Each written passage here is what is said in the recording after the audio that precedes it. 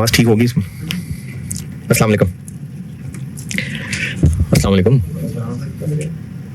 दुरूद शरीफ पढ़ लें।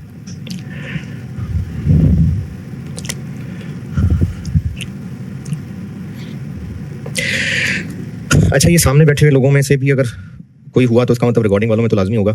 आप में से कौन है जो बीएफटी पहली दफा पढ़ा है? अच्छा, सारी पहली दफा पढ़ रहे हैं। और इनमें से कौन है जो एमएफए पढ़ के आया कैफ में? ओके, आपने नहीं पढ़ा हुआ।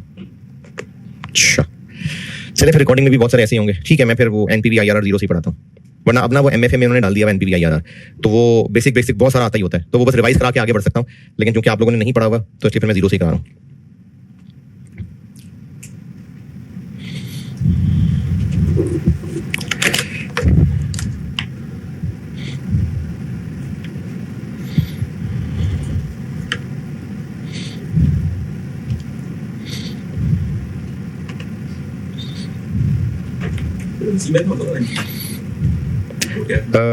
हाँ, आप सीमेंट का पढ़ा ना एनपीवी आईआरआर?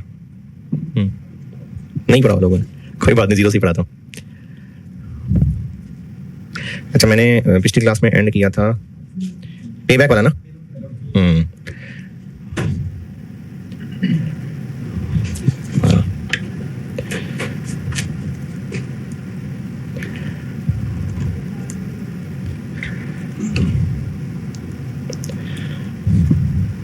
ठीक है,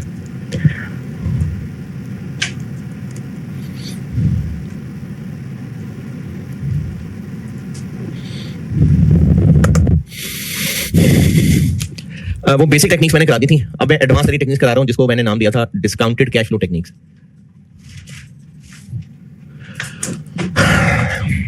इनमें मैंने 2 पॉइंट्स लिखे थे, एक एनपीवी था और एक आईआरआर था। तो अब इनको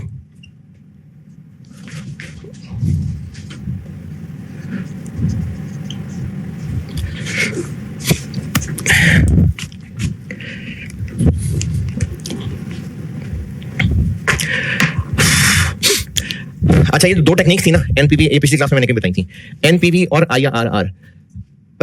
ये जो रिकॉर्डिंग भी ले रहे हैं लोग, इनमें से काफी सारे तो नए होंगे जिन्होंने अभी एमएफए पढ़ा हुआ है, तो वो एनपीवी आईआरआर पढ़ के आए हुए हैं, लेकिन भूलभाल गए होंगे। और वो लोग भी हैं जो पुराने चले आ रहे हैं, तो उन्होंने एनपीवी आईआरआर नहीं पढ़ा हुआ, इसलिए मैं 0 से ही बता रहा हूं। पहले मैं ना एनपीवी और आईआरआर दोनों की बस टेक्निक्स बताऊंगा, उसके बाद इसमें जो मुश्किलें हैं फिर उन मुश्किलों पे जाऊंगा। यानी पहले मैं बगैर डिटेल्स, बगैर कॉम्प्लिकेशंस में घुसे ये दोनों मेथड बता रहा हूं कि एनपीवी और आईआरआर है क्या, इसका बेसिक कैलकुलेशन का तरीका सिखा के फिर इसमें मुश्किलें डालेंगे। तो पहले एनपीवी की एज ए टेक्निक बात कर रहा हूं कि ये क्या है। अगर हमें किसी एक प्रोजेक्ट में, अच्छा इसके नाम से अंदाजा हो रहा होना चाहिए, डिस्काउंटेड कैश फ्लो टेक्निक्स, यानी यहां पर हम क्या फिगर्स इस्तेमाल कर रहे होंगे, इनकम्स और एक्सपेंसेस या cash flows, cash discounted cash flow techniques, तो इनमें इस्तेमाल ही कैश फ्लोज होंगे। हाँ जी बिल्कुल, उनको डिस्काउंट कर रहे होंगे। तो अगर किसी प्रोजेक्ट में आज मतलब टाइम 0 पे 100 मिलियन लगना है, और उसके बाद इस प्रोजेक्ट ने 1 साल बाद, 2 साल, 3 साल, इस 1 साल के बाद ये 40 मिलियन देगा, 2 साल के बाद ये 50 मिलियन देगा, और 3 साल के बाद ये 30 मिलियन देगा। तो कैश फ्लोज की बेस पे फैसला करें तो 100 का आउटफ्लो है, और इन तीनों को ऐड करें तो 120 का इनफ्लो है। तो अच्छा प्रोजेक्ट है या अच्छा नहीं है? 100 लगा के 120 मिल रहे हैं। अच्छा इसलिए नहीं कह सकते कि पिछले क्लासेस में डिस्काउंटिंग पढ़ाई थी, time value of money exist करती है, तो इसका मतलब है कि साल बाद का 40, 2 साल बाद का 50, 3 साल बाद का 30 100 से कंपेरेबल नहीं है, क्योंकि ये मुख्तलिफ पॉइंट्स पे खड़े हुए हैं। अगर किसी 2 लोगों का कंपैरिजन करके ये फैसला करना है कि इनमें से हाइट किसकी ज्यादा है, तो या तो उनकी हाइट मेजर कर लें, और अगर साथ कंपेयर करके फैसला करना है तो दूर दूर खड़े हो जाएगा, नहीं ना, एक पॉइंट पे लाना पड़ेगा। तो हमें इनको कंपेरेबल बनाने के लिए एक पॉइंट पे लाना पड़ेगा, क्योंकि साल बाद के 40 इज नॉट इक्वल टू आज के 40, 2 साल बाद के 50 नॉट इक्वल टू आज के 50। तो इनका कंपैरिजन 100 के साथ सही नहीं है, बल्कि 120 कहना ही सही नहीं है, क्योंकि 120 तो हमने इनको ऐड कर लिया, जबकि हैं डिफरेंट पॉइंट्स के ऊपर। ऐड तो तब करें जब एक साथ आए। तो इसलिए कंपैरिजन बनाने के लिए हमें इस 40, 50 और 30 की प्रेजेंट वैल्यू निकालनी पड़ेगी। इस 40 की प्रेजेंट वैल्यू आ गई लेट से 36, इस 50 की प्रेजेंट वैल्यू आ गई लेट से 41, और इसकी प्रेजेंट वैल्यू हो गई लेट से 19। इनका अब टोटल करें 96, 100 लगा के 96 मिलेगा, तो वर्थवाइल है? नहीं है। ये हम तब फैसला कर सके जब हमें इन सबको एक पॉइंट पे लाना पड़ा, और ये फिगर्स उनकी प्रेजेंट वैल्यूज हैं। और 96 को 100 से कंपेयर करने की बजाय अगर हम इन सबका नेट टोटल कर लें तो क्या आ जाएगा -4। -4 का मतलब है कि पैसे जितने लगाएंगे उससे ज्यादा नहीं मिलेंगे, कम मिलेंगे। तो अब हम कहेंगे कि हाँ ये सही नहीं है। तो एनपीवी टेक्निक का मतलब है कि जितने भी प्रोजेक्ट के कैश फ्लोज हैं उनकी प्रेजेंट वैल्यूज निकालें और उनका नेट टोटल करें, तो जो आंसर आएगा वो एनपीवी है। तो एनपीवी होती है net total present value. Relevant, चूंकि डिसीजन मेकिंग पढ़े ना, तो मैंने लेक्चर 1 में आपको रेलेवेंट का कॉन्सेप्ट दिया था और 4 बुनियादी बातें बताई थी रेलेवेंट पहचानने के लिए। इस प्रपोजल की वजह से जो इनफ्लो होगा, इस प्रपोजल की वजह से जो आउटफ्लो होगा, एक आउटफ्लो होना था, इस प्रपोजल की वजह से बच जाएगा, उसको हम रेलेवेंट इनकम मान रहे थे, और अब इसकी जबान में बात करूं तो उसको रेलेवेंट इनफ्लो लेंगे। एक इनफ्लो होना था, इस प्रपोजल की वजह से नहीं होगा, तो उसको हम एक रेलेवेंट आउटफ्लो लेंगे। तो वही जो 4 असूल मैंने आपको पहले लेक्चर में बताए थे, ये वही बात मैंने यहां पर दोहराई है। Relevant cash flows expected from the project. तो एनपीवी निकालने के लिए कैश फ्लोज की प्रेजेंट वैल्यू का नेट टोटल करना है। अब इसमें 2 मसले इन्वॉल्व हैं। एक, कौन से कैश फ्लोज, तो उसका जवाब मैंने दे दिया, रेलेवेंट कैश फ्लोज। दूसरा मसला, डिस्काउंट किस रेट पे करना है, तो इसके लिए हम लेंगे discounted eight required rate of return. Required rate of return से क्या मुराद है, ये इंशाल्लाह ना आज ही की क्लासों में ये मैं कुछ देर तक बताता हूं कि रिक्वायर्ड रेट ऑफ रिटर्न से क्या मुराद है। तो प्रोजेक्ट की एनपीवी होती है उससे मिलने वाले रेलेवेंट कैश फ्लोज और उनकी डिस्काउंटिंग के लिए रिक्वायर्ड रेट ऑफ रिटर्न। एक तो ये रिक्वायर्ड रिटर्न का मतलब क्या है वो तो इंशाल्लाह आज ही बताऊंगा, लेकिन ये जो बात अब लिखने लगा हूं ना, ये आपको अगले चैप्टर में जाके बताऊंगा। अभी इसकी वजह नहीं समझाऊंगा, ये अगले चैप्टर में। ये जो रिक्वायर्ड रेट ऑफ रिटर्न है,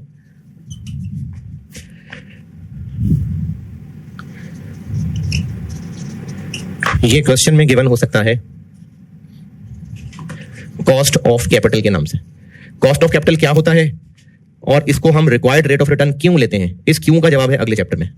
अभी बस होता है weighted average cost of capital. ये जो रिक्वायर्ड रेट ऑफ रिटर्न है, ये सवाल में कॉस्ट ऑफ कैपिटल या weighted average cost of capital के नाम से गिवन है। रिक्वायर्ड रेट ऑफ रिटर्न क्या होता है ये तो इंशाल्लाह आज ही समझाऊंगा, लेकिन ये काली वाली बात जो है ये अगले चैप्टर में बताऊंगा।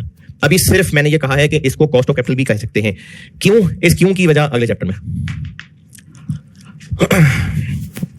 अच्छा, अब चूंकि ये टेक्निक है तो इस टेक्निक का कोई डिसीजन रूल भी होगा, यानी कैसे फैसला करें कि प्रोजेक्ट में पैसा लगाना है कि नहीं लगाना। सादा सा मैथ है, अगर आंसर पॉजिटिव आ रहा है तो अच्छा है, अगर नेगेटिव आ रहा है तो छोड़ दें। तो इसका डिसीजन रूल ये है कि अगर एनपीवी पॉजिटिव है तो एक्सेप्ट कर लें। जी इसका भी देता हूं जवाब।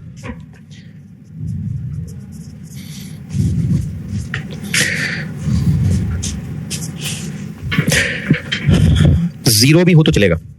जीरो क्यों चलेगा ये भी जब मैं आपको रिक्वायर्ड रेट ऑफ रिटर्न आज की क्लास में बताऊंगा ना, तो इस क्यों की वजह आज बताता हूं। प्रोजेक्ट को एक्सेप्ट कर लेंगे अगर उसकी एनपीवी नेगेटिव नहीं है तो जीरो भी चल जाएगी। आलो के जीरो अच्छा नहीं है लेकिन चल जाएगा, पॉजिटिव बेस्ट है, लेकिन अगर जीरो भी है तो भी चल जाएगा।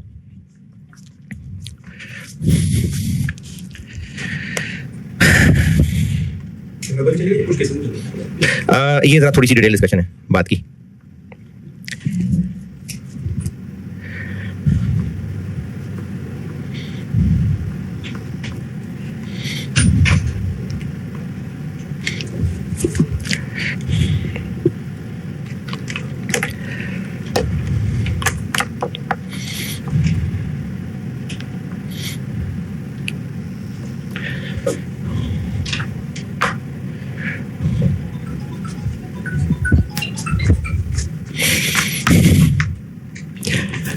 सवाल लिखें।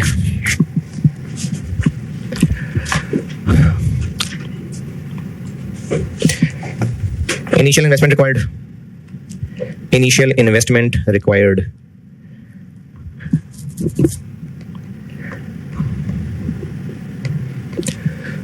$150 million, 150 million। Life of project 4 साल।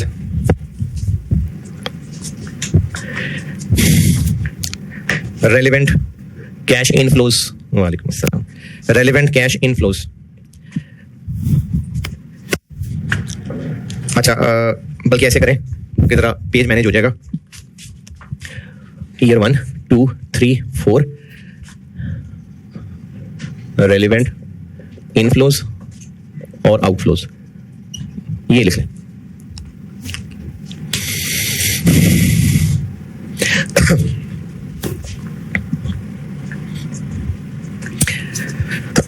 तो रेलिवेंट इनफ्लोज बता रहा हूं।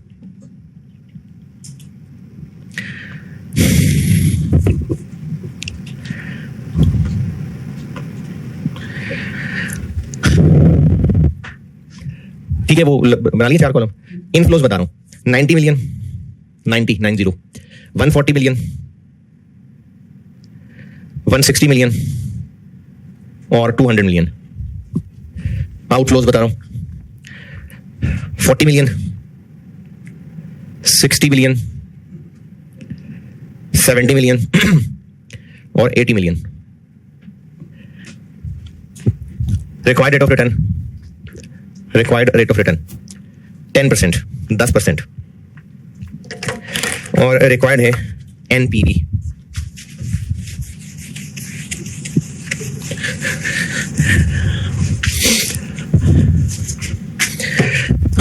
अच्छा, इसके लिए ना फॉर्मेट, एक मुनासिब सा फॉर्मेट ये है कि 0 1 2 3 4, ये मैंने टाइमलाइन बना ली, ईयर्स नहीं लिखे हैं, टाइमलाइन बनाई है। कैश फ्लोज क्या क्या है? इनफ्लोज जी 90 140 160 200। आउटफ्लोज 40 60 70 और 80। और इसके अलावा शुरू में जो इन्वेस्टमेंट चाहिए थी वो भी तो 150।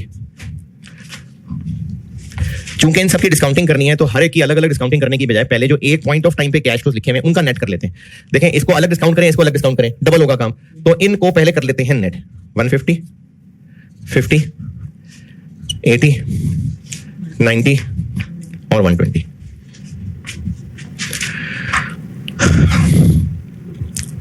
इनकी निकालनी है प्रेजेंट वैल्यू। अच्छा, चूंकि अब आप लोग पेपर जो सॉल्व कर रहे होंगे वो तो कंप्यूटर पे कर रहे होंगे, और एक्सेल की जो शीट आपको पेपर का हिस्सा बना के दी होगी उसमें फंक्शंस नहीं है। फंक्शन और फार्मूले में फर्क होता है? फंक्शन और फार्मूले में फर्क होता है क्या?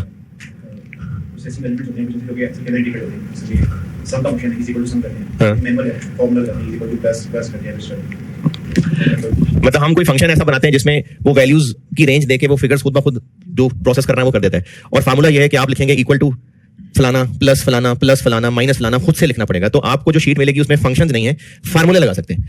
अब जब इसकी डिस्काउंटिंग करनी है, कैलकुलेटर पे जरा काम थोड़ा सा इस लिहाज से आसान था कि आप हर एक की प्रेजेंट वैल्यू कैलकुलेटर के ऊपर ही पुट करें, सारी लंबा फार्मूला लगाएं, इक्वल दबाएं, सारा आंसर आ जाएगा। लेकिन अब आपको एक्सेल की शीट पे इसकी हर एक की अलग अलग प्रेजेंट वैल्यू चाहिए।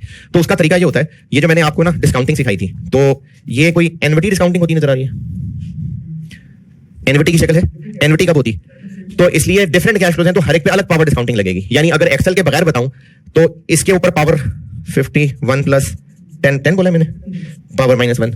इसके ऊपर 80 1 प्लस 10% पावर -2।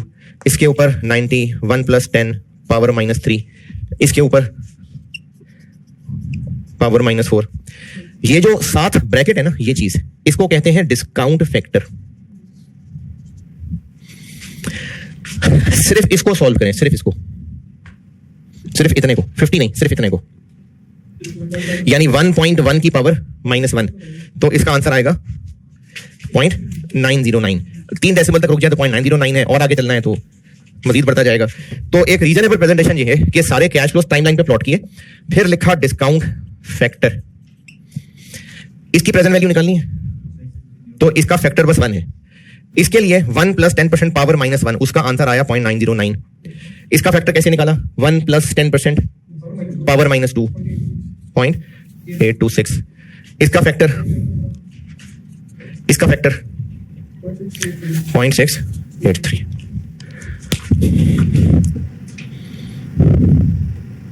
जी जी, जब हम इस तरह के पेपर तो हम एक ब्रैकेट खोल के तो हमने this plus this minus this show करा और हर एक का नंबर मिल रहा था।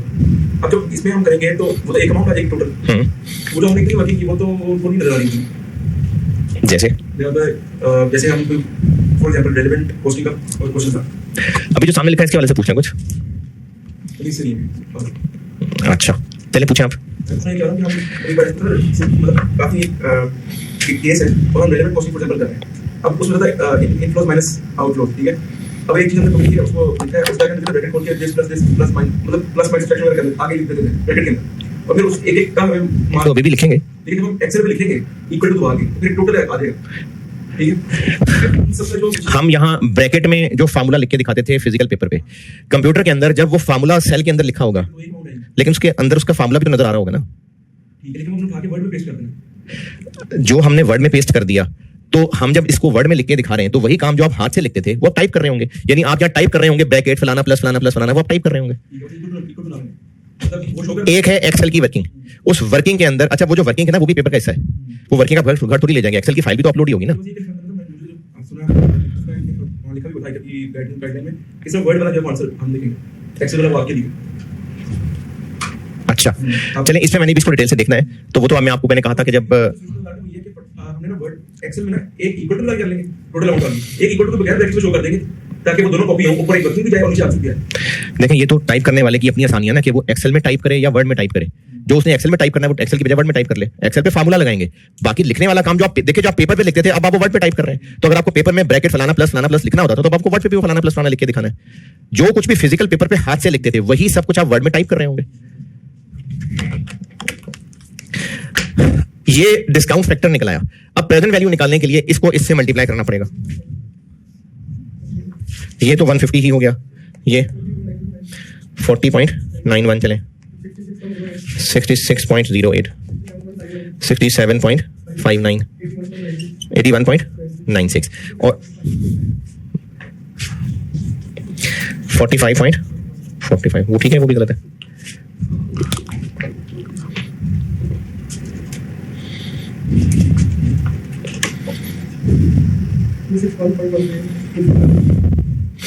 अब एनपीवी है तो ये सारी पीवीज हैं, इनका नेट टोटल कर लेंगे तो वो एनपीवी बन जाएगा।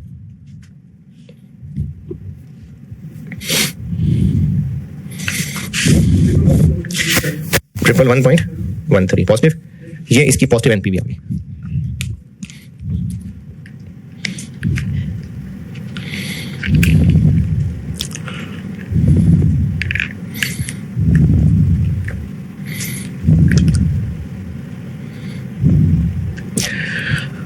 अच्छा, अगर तो आप वैसे तो उम्मीद पूरी है कि आप जब दिसंबर 24 में पेपर देने जाएंगे तो बीएफडी जो है वो ऑनलाइन ही होगा, लेकिन इन केस ना हुआ, इन केस कोई बात नहीं, और कुछ राउंडिंग ऑफ डिफरेंस कोई मसला नहीं है, चले 0.8 कर लेते हैं।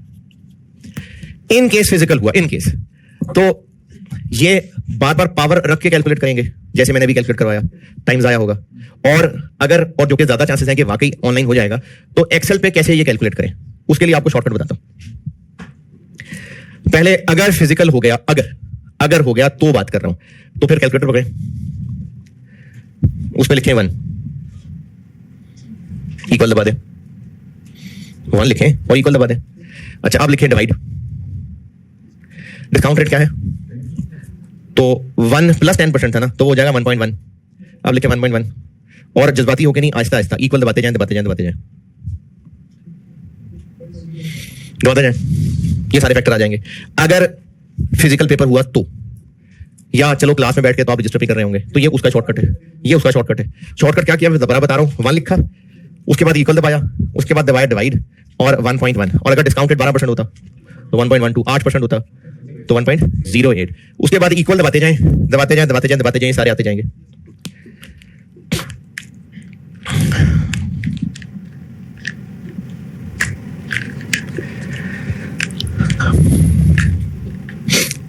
अब एक्सेल पे दबा दें, अब एक्सेल पे कर लेते हैं। यहां टाइप कर दिया आपने 1, यहां 1 टाइप कर दिया, इस सेल में आए, इक्वल टू लेफ्ट वाला सेल डिवाइड बाय 1.1,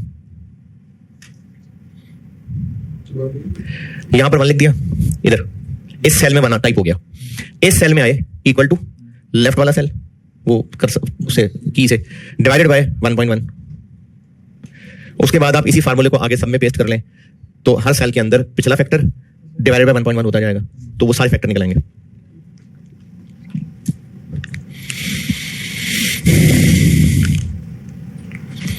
हाँ जी, एक्सेल में कर रहे हैं साथ साथ, इक्वल दबा के पिछला सेल डिवाइडेड बाय 1.1 जो भी फैक्टर है, तो हर अगले सेल में कॉपी करते जाएंगे तो वो पिछले वाले को 1.1 करता जाएगा। ये एनपीवी का एक मुनासिब सा फॉर्मेट। अच्छा, इसमें अब एक सवाल जो कि मैं उम्मीद करता हूं होना चाहिए, तो करें वो सवाल, होना चाहिए, यहां पर एक सवाल पूछना बनता है, अगर वाकई पहली दफा पढ़ रहे हैं तो।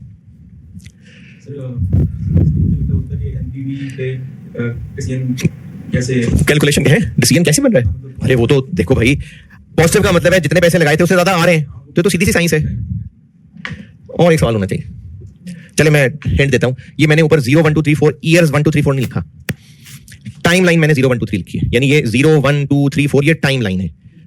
चले अब बताएं, सवाल पूछना चाहिए।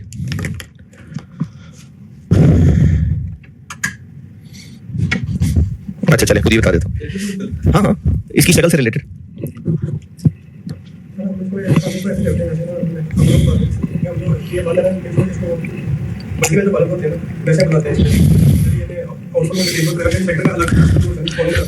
है हाँ, ये ले लिए फिर बना लिया। अच्छा अच्छा,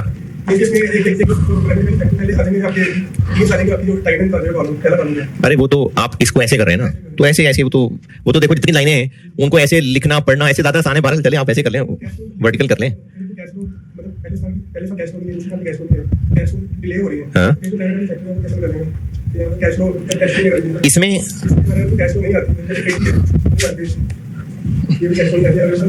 बताएं, वो आ गया मैंने, अब आगे उड़ा दिया मैंने, 2 के कैश उड़ा दिया। अब बताएं क्या करूं, अब बताएं क्या पूछना चाह रहे हैं। कर दिया ना, 2 खाली कर दिया, और बताएं तो अब क्या पूछना चाह रहे हैं, क्या कैसे पता चलेगा? 2 पे कोई कैश फ्लो नहीं है, 0 कर दिया बस, तो 0। उसकी वजह से अब ये 0.826 उठ के उधर नहीं चला जाएगा, वो अपनी जगह रहेगा क्योंकि ये इसका है। ये कह रहे थे। अच्छा भाई मैं ये पूछना चाहता था, ये क्या लिखा हुआ था?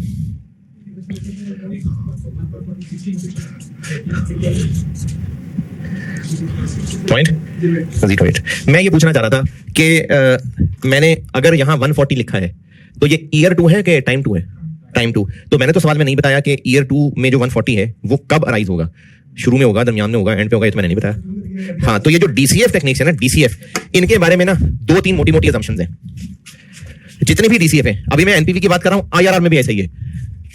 किसी भी डीसीएफ के सवाल को करने के लिए उसके कैश फ्लोज को कैसे प्रेजेंट करना है, इसके लिए 2-3 मोटी मोटी असम्पशंस हैं। अगर सवाल में उनके खिलाफ कोई बात की है तो चलो ठीक है, जो सवाल ने कह दिया, वरना बाय डिफॉल्ट ये काम करना है।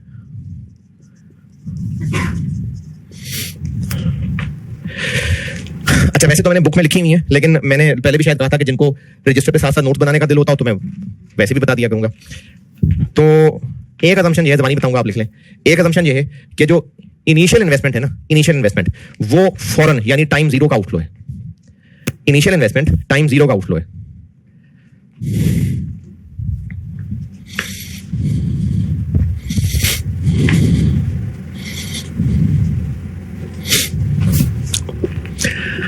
दूसरी बात, इनिशियल इन्वेस्टमेंट होते ही प्रोजेक्ट वर्किंग कंडीशन में आ जाएगा, यानी प्लांट 0 पे ही वर्किंग कंडीशन में आ जाएगा। इन्वेस्टमेंट हुई, फौरन प्लांट 0 वर्किंग कंडीशन में आ गया, फौरन ऑपरेट करना शुरू कर दिया, यानी पहले साल से ही प्लांट ऑपरेशन शुरू कर देगा। दूसरी असम्पशन ये बताई है कि प्लांट सेटअप फौरन वर्किंग कंडीशन में आ जाएगा, यानी ईयर 1 से ही ऑपरेटिंग शुरू हो जाएगा।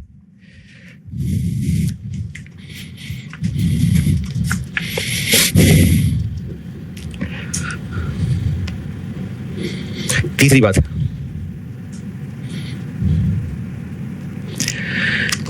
कैश फ्लोज ईयर एंड पे अकर होंगे, यानी जिस भी ईयर का कैश फ्लो बताया हुआ है वो उस ईयर के एंड पे अकर हो रहा होगा।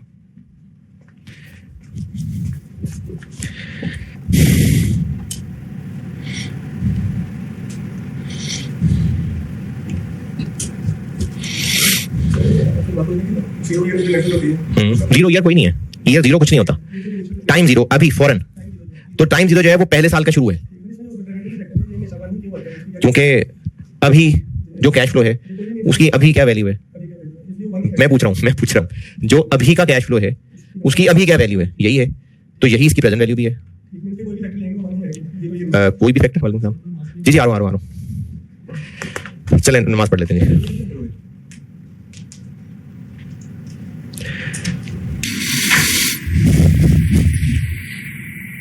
आवाज आ रही है? मैं तो बोला ही नहीं अभी, अब आइए। अच्छा जी, नमाज से पहले क्या बात हो रही थी? हाँ, assumption बता रहा था। तो एक assumption ये बताई थी कि इनिशियल इन्वेस्टमेंट फौरन चाहिए होगी यानी 0 पे। दूसरी बात ये की थी कि इन्वेस्टमेंट होते ही प्लांट वर्किंग कंडीशन में आ जाएगा, फौरन ऑपरेशन स्टार्ट कर देगा यानी ईयर 1 से ही ऑपरेशन शुरू हो जाएंगे। और तीसरी बात ये बताई थी कि जितने भी कैश फ्लोज हैं वो जिस ईयर का कैश फ्लो होगा उसके एंड पे आकर होगा। ये assumption है। अगर इसके अलावा कुछ हुआ तो सवाल वाला बताएगा। जी जी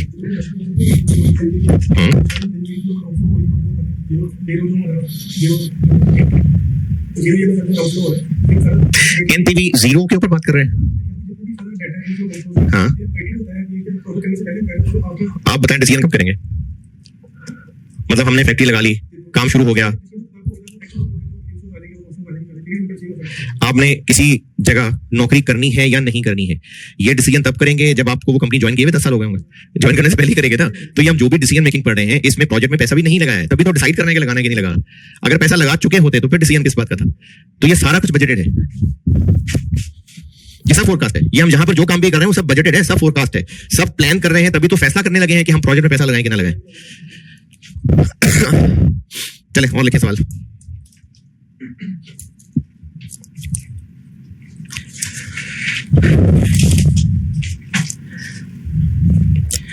इनिशियल इन्वेस्टमेंट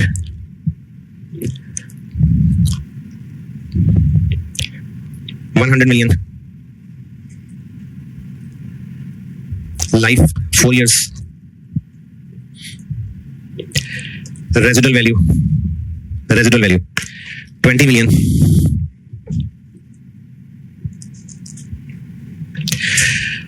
अच्छा मैंने ना अभी यहाँ पर ज़बानी एक बात बोली थी, अगर आप इसको लिखना चाहें तो लिख लेना। मैंने ज़बानी ये बात बोली थी कि अब हमने ये कैश फ्लोज जो लेने हैं वो रेलिवेंट वाले लेने हैं, और रेलिवेंट वही 4 बातें हैं। वही 4 कौन सी? इस प्रोजेक्ट की वजह से जो इनफ्लो होगा रेलिवेंट इनफ्लो है, इस प्रोजेक्ट की वजह से जो आउटफ्लो होगा रेलिवेंट आउटफ्लो है। एक आउटफ्लो होना था, इस प्रोजेक्ट की वजह से बच जाएगा, वो रेलिवेंट इनफ्लो लेंगे। एक इनफ्लो होना था, इस प्रोजेक्ट की वजह से जाया हो जाएगा, उसको रेलिवेंट आउटफ्लो लेंगे। ये रेलिवेंट वही 4 बातें बुरा दें। अगर आप ये बात दोबारा लिखना चाहें तो लिख लें। यहां पर कैश फ्लोज हमने लेने हैं रेलेवेंट वाले। मैं अभी ना अभी लेक्चर 5 में ही मैं आपको कुछ मिसालें लिखवा भी दूंगा रेलेवेंट की, जरा पहचानने में आसानी हो जाएगी। लेकिन वो जो 4 बातें बताई थी ना शॉर्ट टर्म डिसीजन मेकिंग में, वही 4 बातें यहां भी लगेंगी। ये बात आपको अगर पक्की समझ आ रही है तो ओके, नहीं तो लिख लें ये बात।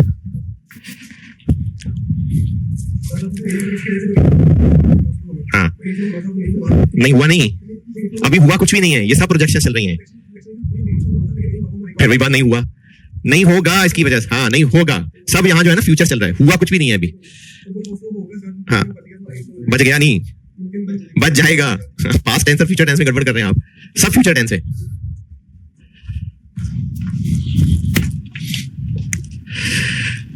अच्छा जी क्या लिखा? रेजिडुअल वैल्यू 20 मिलियन, सेल्स, और सेल्स बता रहा हूं यूनिट्स में।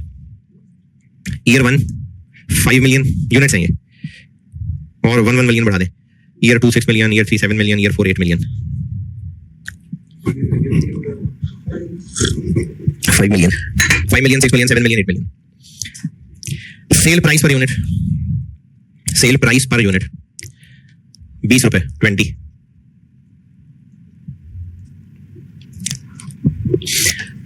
Variable production cost, variable production cost 8 रुपए per unit, ₹8 per unit.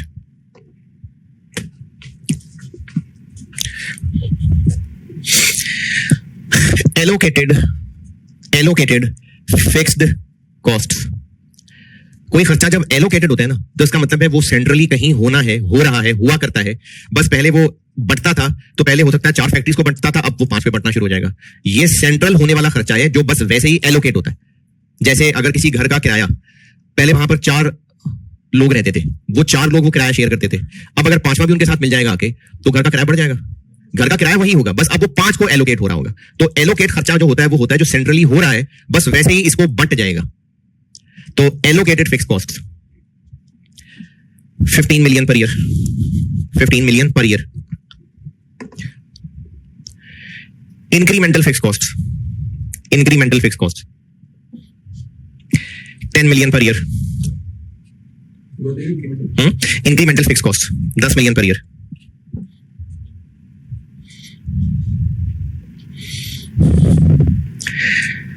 Marketing cost, marketing cost of 3 million will be incurred at start of year 3. Will be incurred at start of year 3. Project की life 4 साल है, लेकिन हमें ना तीसरे साल जाके मार्केटिंग पे फिर खर्चा करना पड़ेगा, तो वो अगले 2 साल होंगे। यानी इस प्रोजेक्ट के अप्रेजल में हमारा ये प्लान है कि तीसरे साल जाके लोगों को फिर होश दिलानी पड़ेगी, तो फिर से उन पे खर्च करना पड़ेगा। और required rate of return 12% NPV calculate कर दें, प्रोजेक्ट की एनपीवी कैलकुलेट कर दें।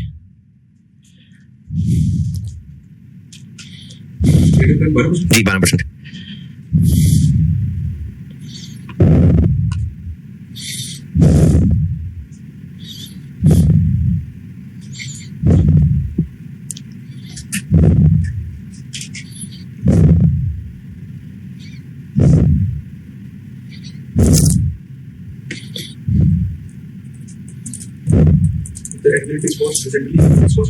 एलोकेटेड जो मैंने रेंट की मिसाल दी है, यानी अगर हमारी फैक्ट्री ऑलरेडी है और वो किराए पे है, तो पहले उस फैक्ट्री में 4 मशीनें थी, अब हम 5वीं मशीन और लाना चाह रहे हैं, तो पहले वो किराया 4 मशीनों में बढ़ता था, अब 5वीं में बढ़ जाएगा, तो क्या ओवरऑल किराया बढ़ जाएगा?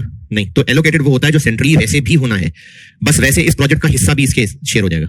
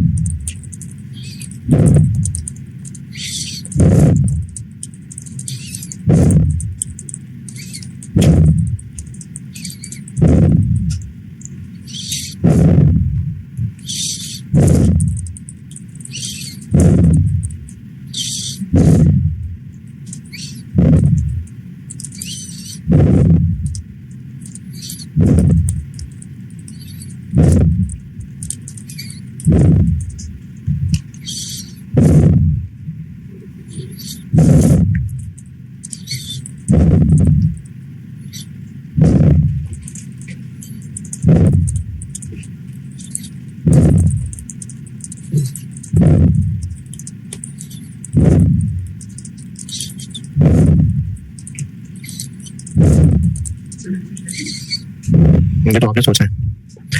DCF डिस्काउंटेड कैश फ्लोज,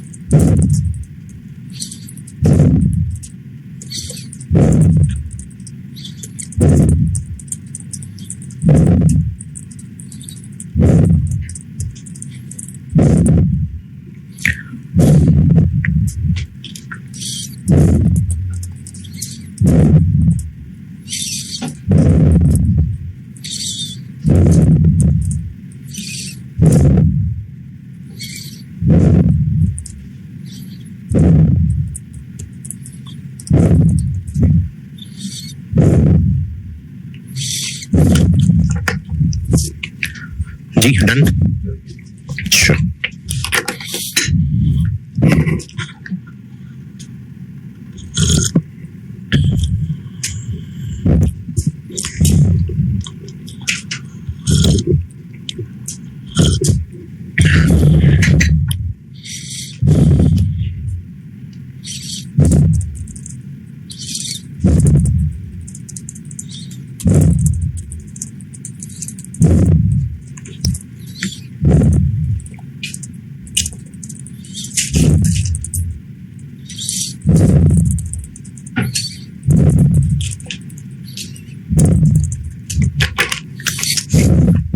जी डन।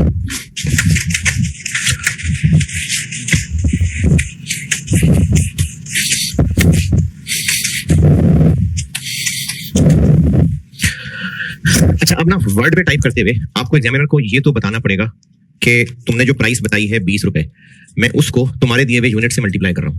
ये तो ब्रैकेट में लिख के बताना पड़ेगा। बाकी मल्टीप्लाई करने के बाद यहां आंसर लिख दे। पहले साल 160। इसी तरह वेरिएबल प्रोडक्शन कॉस्ट, ये भी एग्जामिनर को ये तो बताना पड़ेगा कि तुम्हारी दी हुई यूनिट्स की फिगर को मैं 8 रुपए से मल्टीप्लाई कर रहा हूं।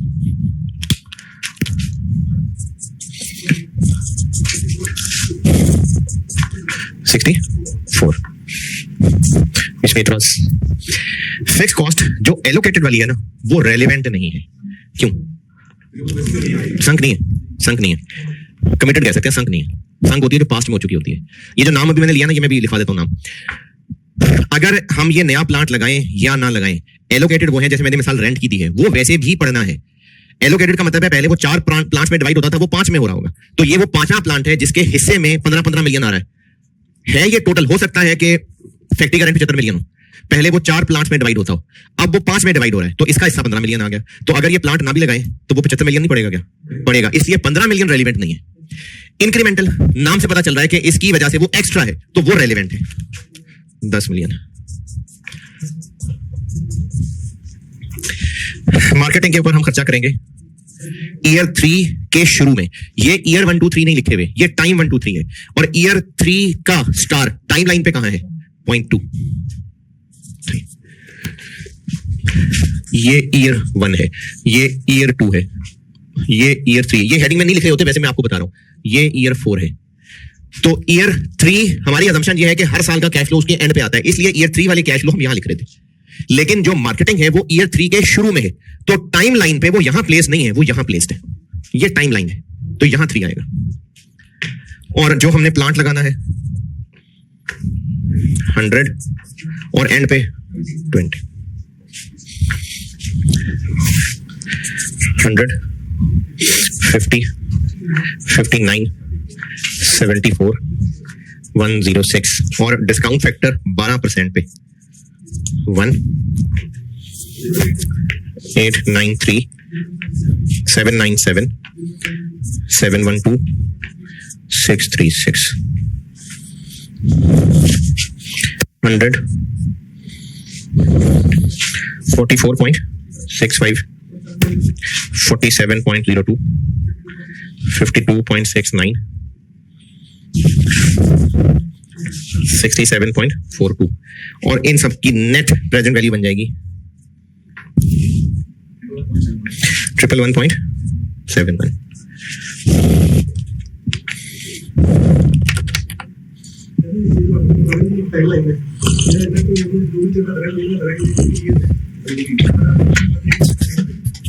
चलो दो दे रहा है, दुरुस्त है। ये ना ईयर्स, आप डिस्काउंटिंग वाली क्लास में थे, पिछली क्लास में? चलो वो लैब में ले लेना क्लास। डिस्काउंटिंग पे मैंने एक पूरा घंटा 1.5 घंटा लगाया है, हजम नहीं हो रही। वो है ही नहीं ना। देखें, ईयर 3 के एंड पे कैश हो या ईयर 3 के स्टार्ट पे हो, एक ही बात है। अच्छा, ईयर 3 तो दूर चला गया। 100 ईयर 1 में आने वाला कैश है, ये ईयर 1 के एंड पे आए या ईयर 1 के शुरू में आ जाए, एक ही बात है नहीं ना। अगर ये ईयर 1 के शुरू में आ जाता तो इसकी प्रेजेंट वैल्यू 100 ही होती। साल बाद आएगा तो उसकी प्रेजेंट वैल्यू 91 हो जाएगी। तो इसलिए इट मैटर्स कि कैश फ्लोज जिस साल का है उसके एंड पे है कि शुरू पे, फर्क पड़ेगा। तो इसलिए हमने डिस्काउंटिंग ईयर 1 2 3 4 के हिसाब से नहीं करनी, टाइम 0 1 2 3 4 के हिसाब से करनी।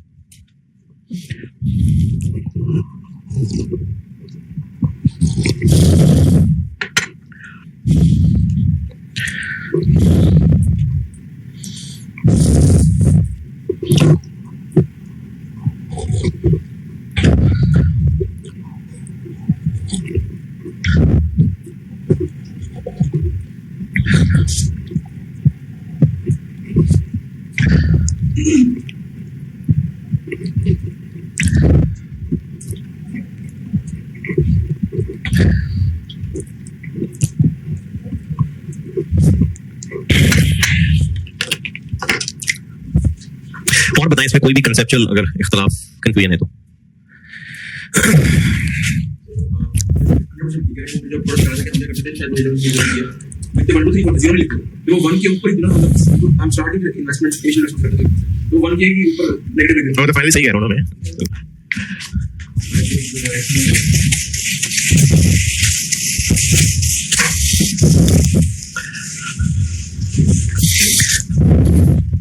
अच्छा कुछ मिसालें बता देता हूं, ये आपको शुरू में एटलीस्ट हेल्प करेंगी, उसके बाद तो आप चीते हो जाएंगे, शुरू में हेल्प करेंगी। चाहे एनपीवी हो चाहे आईआरआर, जो मैं लेक्चर 6 में शुरू करता हूं, डिसीजन मेकिंग चाहे एनपीवी हो चाहे आईआरआर हो, ये है DCF techniques, discounted cash flow techniques. यानी हमने इनमें जो भी फिगर्स लिखनी है वो कैश फ्लोज हैं, तभी मैंने यहां पर डेप्रिसिएशन नहीं लिखा। एआरआर में डेप्रिसिएशन क्यों लिया था? क्योंकि वो कैश फ्लोज नहीं थे, वो प्रॉफिट था। कैश फ्लोज टेक्निक में सिर्फ कैश फ्लो आने हैं, और कैश फ्लोज भी वो जो इस प्रोजेक्ट से रेलेवेंट है। और रेलेवेंट पहचानने के लिए वही 4 बातें, इस प्रोजेक्ट की वजह से इनफ्लो होगा, हुआ था नहीं होगा, इस प्रोजेक्ट की वजह से आउटफ्लो होगा। एक आउटफ्लो होना है, अगर प्रोजेक्ट ना होता तो वो हो जाता, इस प्रोजेक्ट की वजह से वो बच जाएगा, वो रेलेवेंट इनफ्लो है। एक इनफ्लो होना था, मतलब फ्यूचर में होना था, अगर ये प्रोजेक्ट ना होता, इस प्रोजेक्ट की वजह से वो जाया हो जाएगा, वो रेलेवेंट आउटफ्लो है। तो ये 4 बातें यहां पर भी हैं, लेकिन एटलीस्ट शुरू के सवालों में हेल्प के लिए रेलेवेंट और इररेलेवेंट की मैं एग्जांपल्स बता देता हूं।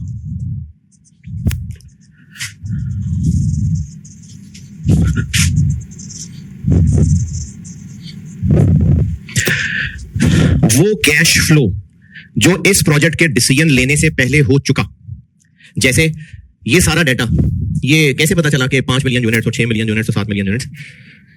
अभी जो मैंने सेल्स बताई थी, कैसे पता 5 6 7 8? कैसे एस्टिमेट? बच्चे से कहा बेटा कोई सी भी फिगर्स बोलो, उसने गिनती सुनानी शुरू कर दी है। पास्ट एंड अगर हम काम ही पहली दफा शुरू कर रहे हैं तो हमने किसी रेलेवेंट प्रोफेशनल से मार्केट सर्वे करवाया होगा, उसने सर्वे करके ये बताया होगा कि आपके इस प्रोडक्ट की मार्केट में इतनी डिमांड है। और ये कुछ सीए फर्म्स ये सर्वेज वगैरह का भी काम करती हैं, हो सकता है आप में से किसी ने ये सर्वेज वगैरह भी की हो, तो किसी प्रोफेशनल से सर्वे करवाया होगा, सर्वे करवा चुके, अब या तो उसकी फीस दे चुके हैं या कल परसों दे देंगे। तो वो जो फीस दे चुके, बेशक इस प्रोजेक्ट के लिए ही सर्वे करवाया था, लेकिन अगर ये प्रोजेक्ट हाँ हो या ना हो, वो फीस तो दे चुके ना, वो इस इवैल्यूएशन में एज एन आउटफ्लो लिखे। क्यों नहीं? नहीं, ये नाम नहीं पूछना चाह रहा, क्यों नहीं? ये प्रोजेक्ट हो या ना हो, वो फीस तो दे चुके। हमने रेलेवेंट वो लेनी होती है जो इस प्रोजेक्ट की वजह से होगा, और इसी को दूसरे जुमले में लूं, ये प्रोजेक्ट नहीं होगा तो फिर वो नहीं होगा। वो रेलेवेंट है जो इस प्रोजेक्ट के होने से हो रहा है। अगर प्रोजेक्ट ना होता तो वो कैश फ्लो ना होता, तभी तो मैंने यहां पर 15 मिलियन नहीं लिया। क्यों नहीं लिया? वो तो होना ही होना है, वो तो ये प्रोजेक्ट ना भी हो, पहले वो 4 मशीनों में डिवाइड होता था, वो 5 में हो रहा होगा, इसलिए उसको यहां कंसीडर नहीं किया। तो वो खर्चा जो इस प्रोजेक्ट के होने से पहले ही हो चुका, उसको कहते हैं संक कॉस्ट। वो रेलेवेंट नहीं होती, हो चुका, संक, लग चुका पैसा, पास्ट। इसी की थोड़ी टाइमिंग बदल लेते हैं। उस सर्वे करने वाले को हम सर्वे तो करवा चुके, पैसे अभी देने हैं, तो वो यहां पर क्यों रेलेवेंट ना ले? अभी देने हैं, दिए नहीं है। प्रोजेक्ट हो या ना हो, वो देने ही देने हैं, तो वो कमिटेड है। हर साल फैक्ट्री का रेंट देना ही देना है, उसमें 5वीं मशीन लगाएं ना लगाएं। इसीलिए मैंने 15 मिलियन को रेलेवेंट नहीं लिया, क्योंकि वो तो हर साल देने ही देने। और इसकी वजह कुछ क्लासेस बाद बताऊंगा, अभी बस आप रट्टा ही समझें। इंटरेस्ट,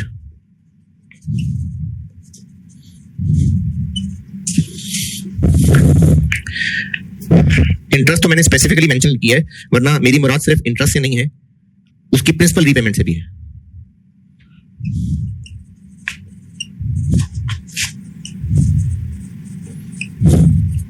यानी लोन का लेना, लोन का वापस करना, वो रेलेवेंट नहीं है। क्यों नहीं है, ये कुछ क्लासेस बाद बताऊंगा।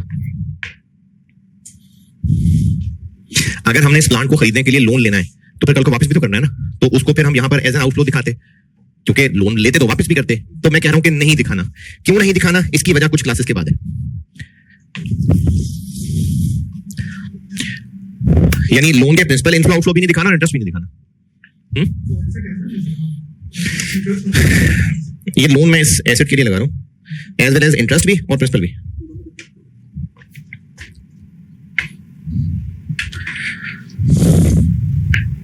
लेकिन जितने भी इंक्रीमेंटल कैश फ्लोज हैं वो रेलेवेंट है, क्योंकि इंक्रीमेंटल का वर्ड ये बता रहा है कि ये कैश फ्लोज ही तब होंगे अगर प्रोजेक्ट होगा, नहीं होगा प्रोजेक्ट तो फिर कैश फ्लोज भी नहीं होंगे, इसलिए उनको इंक्रीमेंटल कह रहे हैं।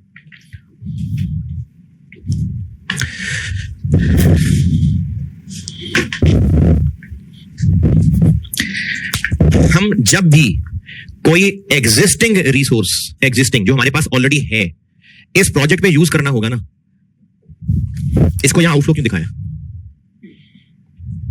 क्योंकि प्लांट लगाएंगे तो आउटफ्लो होगा, नहीं लगाएंगे तो नहीं होगा। अगर हमें इसी प्रोजेक्ट के लिए एक जमीन भी चाहिए होती, चलो एक फैक्ट्री बिल्डिंग भी चाहिए होती, हमने उसमें प्लांट लगाना है, और वो बिल्डिंग भी हमने नई खरीदनी होती, तो वो भी यहां आउटफ्लो दिखाता। लेकिन अगर हमारे पास ऑलरेडी बिल्डिंग है और वो खाली पड़ी हुई है, और हमने सिर्फ ये फैसला करना है कि उस खाली बिल्डिंग में प्लांट लगाएं कि ना लगाएं, तो वो बिल्डिंग कितने की खरीदी थी, यहां पर आउटफ्लो लिखे। क्यों? क्योंकि खरीदी थी। लेकिन एक रिसोर्स तो है, और हम एक रिसोर्स को यहां यूज तो कर रहे हैं, तो उसकी कोई कॉस्ट तो होगी। तो उसकी जो कॉस्ट होगी ना, वो जितने की खरीदी थी वो रेलिवेंट नहीं है। हमें इस प्रोजेक्ट के लिए उस रिसोर्स की कुर्बानी जो देनी पड़ेगी वो रेलिवेंट है। उस कुर्बानी को कहते हैं अपॉर्चुनिटी कॉस्ट। और इसके लिए जो मैंने ज़बानी बोला है वो अगर आप लिख लें तो अच्छी बात है। मैंने कहा है अगर कोई हमारे पास ऑलरेडी रिसोर्स मौजूद है, फॉर एग्जांपल खाली फैक्ट्री बिल्डिंग है, उसको इस प्रोजेक्ट पे यूज करना है, तो उसकी ओरिजिनल कॉस्ट रेलिवेंट नहीं है, उसकी अपॉर्चुनिटी कॉस्ट रेलिवेंट है। और अपॉर्चुनिटी कॉस्ट का मतलब है कि इसको अगर हम यहां यूज करेंगे तो कुर्बानी क्या है, फैक्ट्री बिल्डिंग को यूज करने की कुर्बानी क्या है। हो सकता है हम वो बेच देते, हो सकता है किराए पे देते थे, तो कौन सी वाली कुर्बानी को यहां लें? जो ज्यादा बड़ी कुर्बानी है। अगर हम किराए पे देते तो उसकी रिमेनिंग लाइफ तक हम किराया हो सकता है 40 मिलियन कमा लेते, लेकिन अगर बेचते तो क्या पता 50 मिलियन की बेच देते, तो ज्यादा बड़ी कुर्बानी है। तो अपॉर्चुनिटी कॉस्ट होती है सबसे बड़ी कुर्बानी।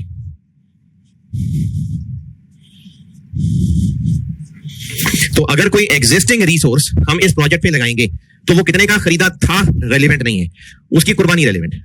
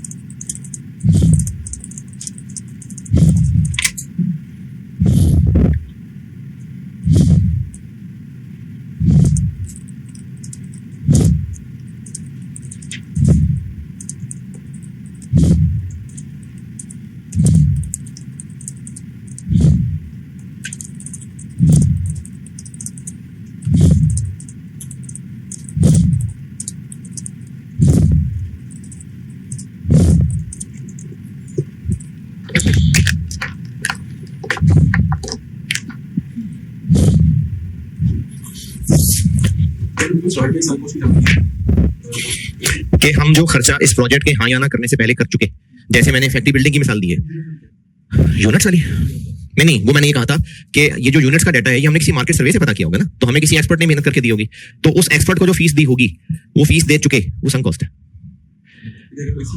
हाँ, तो इसी के लिए दी थी, इसी का सर्वे कराया था, और कैसा सर्वे कराया था, लेकिन करवाया था, पैसा जा चुका। रेलिवेंट वो है जो इस प्रोजेक्ट की वजह से होगा, प्रोजेक्ट नहीं होगा तो वो कैश फ्लो नहीं होगा। तो वो जो उसको पैसे दे चुके, अगर हम फैसला करते हैं कि रहने दो, नहीं करते प्रोजेक्ट, तो उसे पैसे वापस ले लेंगे, वो तो गया पैसा। देखें, आपने ये फैसला करना है कि इस अटेम्प्ट में 2 पेपर देने के 3 पेपर देने, और फैसला भी खर्चे की बेस पे करना है। तो क्या ये रेलिवेंट है कि आपने आर्टिकल्स रजिस्टर कराते हुए कितनी फीस दी थी? क्यों? वो तो थी ना, खत्म हो गई बात। रेलिवेंट हम देखें, डिसीजन मेकिंग में हम फॉरवर्ड लुक कर रहे हैं, बैकवर्ड लुक नहीं कर रहे। हम अब से आगे देख रहे हैं। देखें, मैंने इस दोराहे पे फैसला करना है कि लेफ्ट मुड़ूं कि राइट मुड़ूं, तो इसके लिए ये रेलिवेंट है कि पिछले किस चौक से गुजर के आए हूं।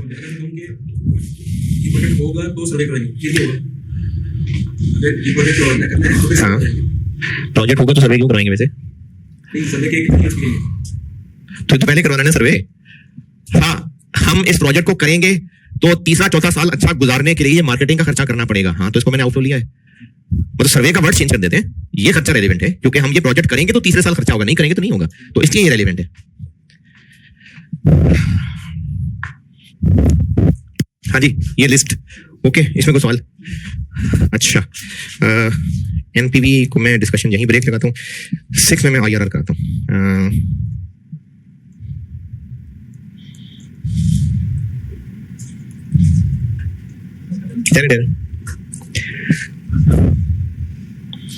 ठीक है, सही, ठीक है, लेक्चर 5 बस।